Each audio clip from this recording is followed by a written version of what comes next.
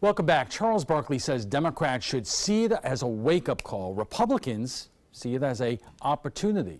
No one is debating the huge African-American turnout earlier this month is the reason Democrats did the seemingly impossible, win a statewide race in Alabama. But here's the reality. African-American turnout was down in last year's presidential election. It was also down in 2012 when President Obama won re-election. And if Democrats have any aspiration of winning in Florida, and dare I say here on the Suncoast, they better figure out how to reverse that trend.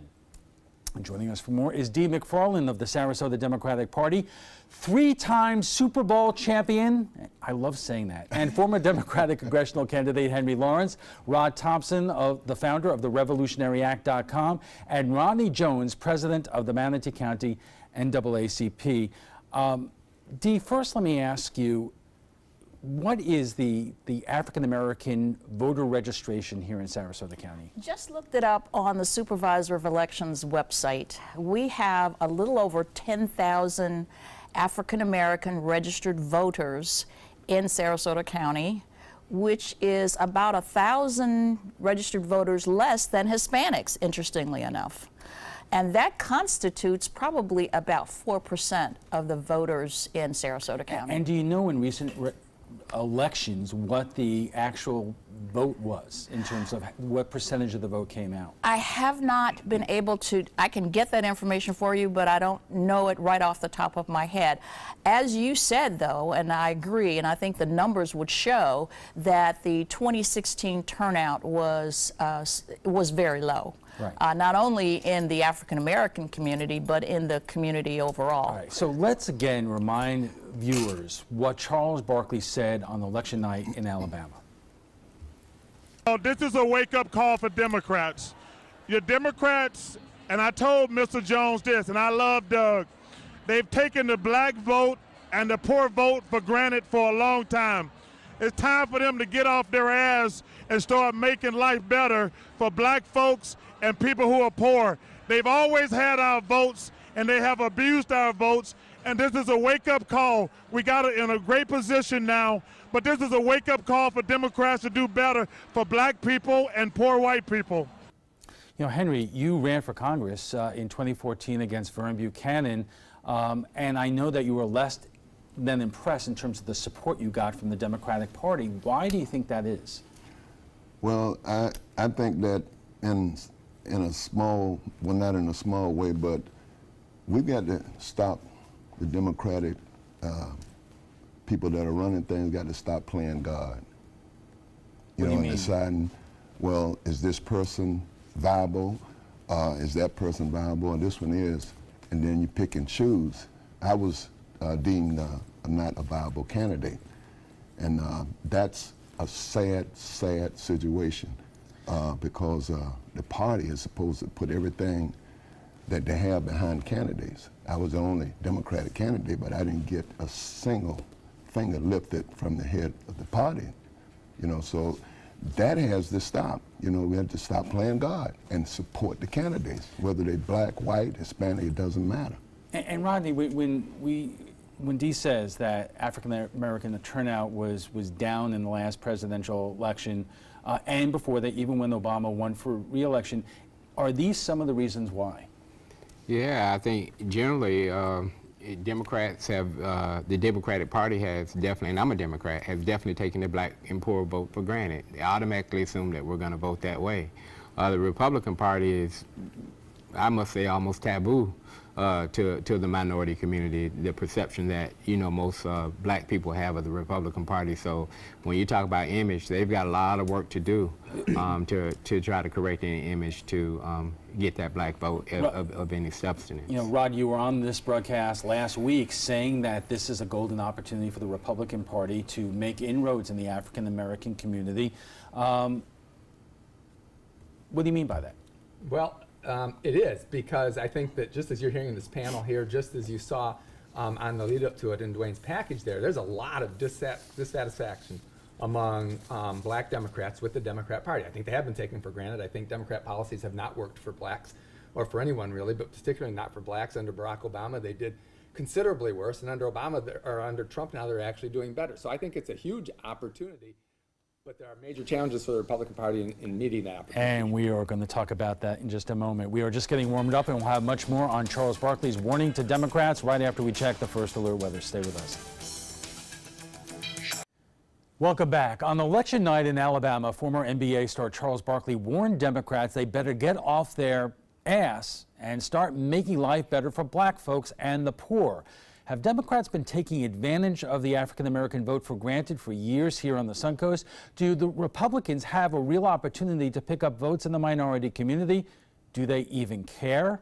Joining us for more is Dee McFarland of the Sarasota Democratic Party, three-time Super Bowl champion and former Democratic congressional candidate Henry Lawrence, Rod Thompson, the founder of the Revolutionary.com, and Rodney Jones, president of the Manatee County NAACP. And Rod, we're going to start with you because we've been talking about whether or not Republicans have a chance to at least take a good bite out of the African American community in terms of voters. President Trump tried to do that when he was running for election, and he did it by saying this. Look how much African American communities have suffered under Democratic control. To those I say the following: what do you have to lose? We all remember that, but Rod, in the interim, we've had situations where when white supremacists marched on Charlottesville, the president said there were fine people on both sides. And it does not seem that he has made a lot of inroads in the community in terms of what he has done, at least visibly at the White House. He only had one high-ranking African-American member of his staff, Omarosa, who is basically fired or resigned last week. So what efforts are Republicans, or at least the president, doing to get more support among African Americans? So Trump's probably pretty tone deaf on this issue, like he is on a lot of issues. So after Charlottesville, he just totally muffed that. But if you look at Trump's policies, they've been actually a lot better for everybody. But certainly, if you talk about employment, school choice, vouchers, that sort of thing is going to be better for American blacks than Obama's policies. But as to your point in the lead up, your question, one of your questions was, do they even care? Yes, the Republican Party does care. We do want to make inroads into the black community. It's ironic that I'm on the panel here with Rodney Jones because we met many years ago when he took exception to something that Party Chairman Joe Gruters had written at the time. We met at a Starbucks, had a long conversation. I tried to flip him because we sort of spoke a lot of the same language. You know, we weren't that far apart on issues. But in the end, it didn't work. He's still a Democrat. I'm still a Republican. And so it goes to the point of how difficult it is for Republicans to make inroads in the black community when blacks are, it was said, and they're born and raised a Democrat. Well, okay, so Rodney, let me tricky. ask you the question. Is the African American community simply not listening to Republicans when they make their pitch? I think Republican Party has a long history of discounting the black vote as well, basically not needing it. Even in Manatee County, we're a red county, and during the election time, you rarely see any signs from people running on the black side of community. And I say black side of town because it's still very segregated. So both parties, not only Republican. Republicans going to have they better have a rabbit's foot and a magic wand to get into the black community. It's going to be tough. Let me ask you this question.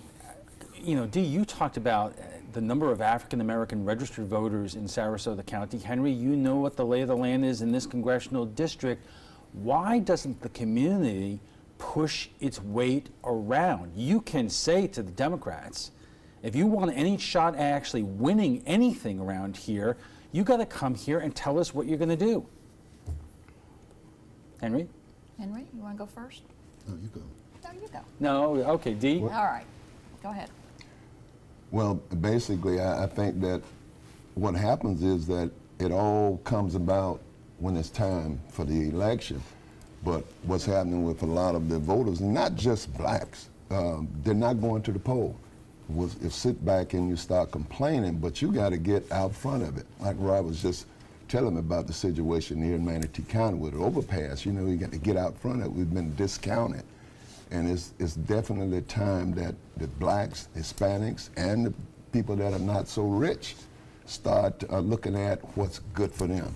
And I'm not saying it's got to be a Democrat and it's got to be a Republican, but it's got to be making somebody accountable. And we have not done that. Traditionally, we have not made people be accountable to us. Well, you certainly have the numbers to demand it. I mean, you could come out and just say, we're not going to the polls at all unless you come here and tell us what your plan is to make things better in Newtown. That's easy to say, but the thing, that's what I'm saying. We're not going to the poll. Well, many of them are not going to the poll, and that's what needs to happen. They need to go to the poll and make a statement at the poll. But Dee, we just saw in Alabama what happens when the African American community becomes determined to bring about change. You can do the impossible. What happened in Alabama, Alan, was really a perfect storm. You had a very flawed Republican candidate that actually embarrassed the otherwise loyal registered Republicans in the state of Alabama.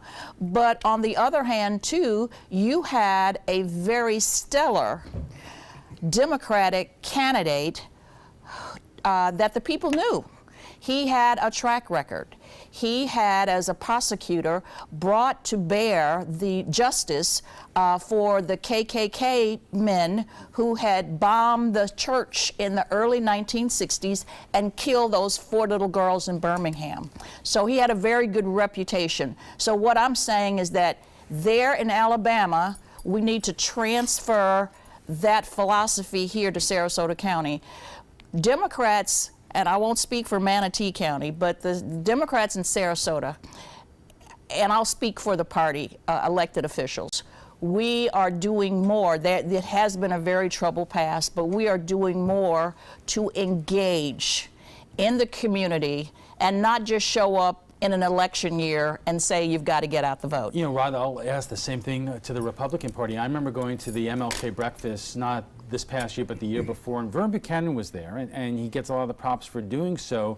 On the other hand, it was the first time in years he had been there. Right. I think the problem is really with the Republican Party, and it's an accurate charge. The Republican Party has sort of ignored the black vote, but part of that is because it's been, no matter what, it's about 90% Democrat, and at some point the Republican Party says, all right, here's our resources, we're going to put them this place or this place, and they don't reach out. I personally think that's a mistake. I think we need to make inroads in a generational sense and explain why conservative principles are better for blacks than liberal principles, and I think that that's a message that will resound in black households and black families. But if we don't do that, then we're just continually giving the Democrats that 90% vote, and then they take it for granted because they get it every time too, and the losers in it are the black voters. You know, Rodney, I remember you telling me that one of the big problems in the African American community are millennials. And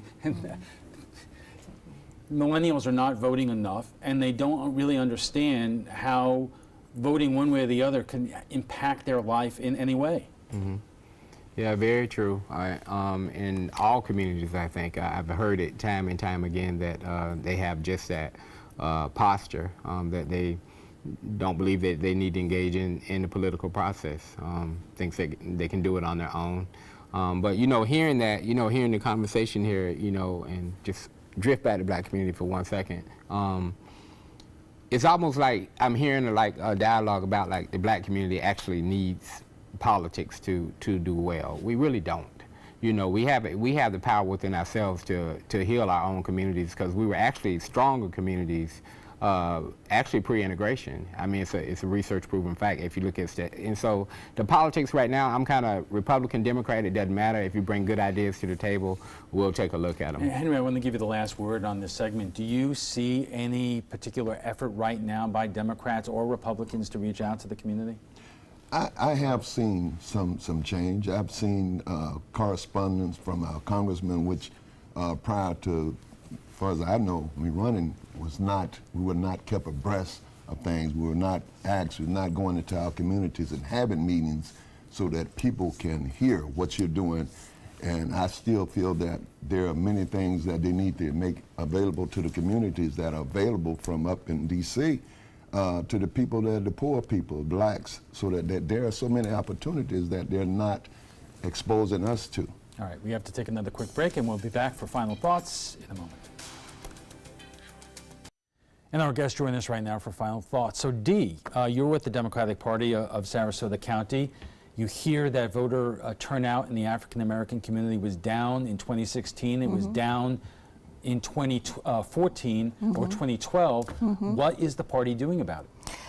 What we're doing about it, Alan, is just getting more involved in the community on a day-to-day, week-to-week basis. But let me say this, I agree to a certain extent to what Mr. Jones said about the younger generation, or just to say voters at large, are not that engaged in politics and don't think it's important and that it doesn't affect them. It does affect them.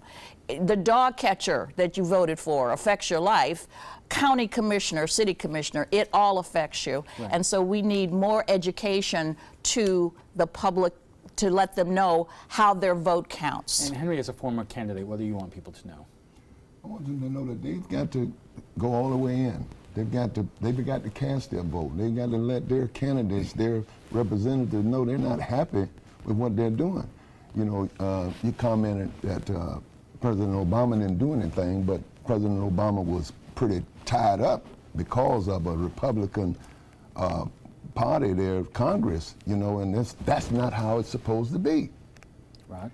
To Rodney's point in the last segment, that's exactly right. The black community has plenty of strength in itself. It doesn't need government to bail it out. It doesn't need government help. It doesn't need to be relying on government, just like the rest of Americans. And this is a conservative principle. Forget about parties. This is a conservative principle that goes back to our foundings. Individual liberty, limited government, and I think that that would be better for the black community also. Rodney, what we saw in Alabama earlier this month, was that just kind of a flash, a moment in history, or is it something that you know, community leaders like you look at and say, if they can do that there, we can do that here? Well, I think it's somewhat jaded because in the Democratic Party should not develop that as a strategy of winning and think that that is something special, because it's not. It ran against a man that had been accused of doing stuff with small children. That had a lot to do with that vote. You know, we kind of talk all around that, but that had a lot to do with that vote. Let's be honest about it. And so they shouldn't develop that as a strategy, and I just think that they narrowly won, I think by 4 percentage points, with the man that had carried some baggage with him into the election. Right, we'll have to leave it there. Thank you all for joining us tonight. FYI, you can watch past discussions on demand. They're available on Apple TV, Amazon Fire, and Roku. And for the latest on local breaking news, don't forget to download the updated version of our app. If your current app doesn't work, it's expired, just go to the App Store and re-download it by searching for WWSB or My Suncoast. We want to thank all our guests for being here tonight. Dee McFarland of the Sarasota Democratic Party, three-time Super Bowl champion and former Democratic congressional candidate Henry Lawrence, Rod Thompson, founder of the RevolutionaryAct.com, and Rodney Jones, president of the Manatee County NAACP.